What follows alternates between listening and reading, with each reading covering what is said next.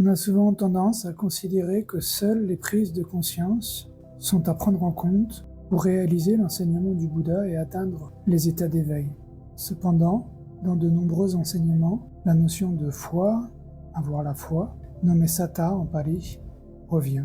Par exemple, dans l'enseignement Vesara Garanadhamma 5, qui indique les 5 facteurs qui aident à réduire les attachements et passions nuisibles, la foi est le premier point. Dans les 5 palas, qui sont les 5 facteurs essentiels pour soutenir la pratique méditative et le développement spirituel, la foi est encore une fois le premier point. Ou encore dans Ariya Sapatana, qui désigne le trésor à cultiver dans l'esprit de manière à se recentrer sur soi-même, la foi est encore le premier point.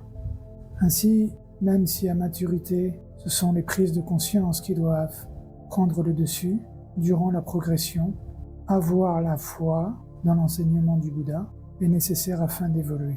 Un petit peu comme à l'école, avant de pouvoir comprendre un problème mathématique par exemple, il faut avoir foi en son professeur, de manière à croire en ses explications, pour commencer, jusqu'à pouvoir les vérifier par soi-même. Il en est de même dans l'enseignement du Bouddha.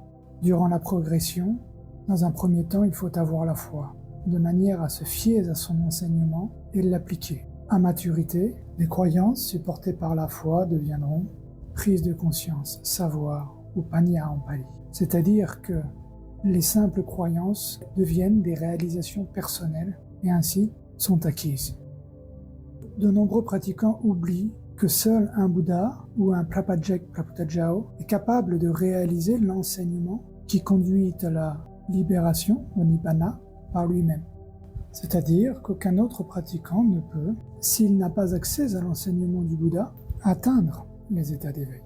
Par conséquent, tout pratiquant est forcé dans un premier temps d'avoir la foi dans l'enseignement du Bouddha, de manière à suivre ses enseignements jusqu'à pouvoir remplacer cette foi par des réalisations personnelles.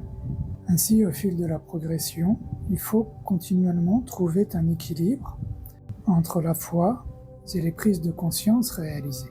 D'ailleurs, un passage du Visuddhimagga stipule que trop de foi, sans prise de conscience, mènent à la crédulité, mais qu'à l'inverse, trop de prise de conscience avec un manque de foi mènent à la ruse ou à l'arrogance.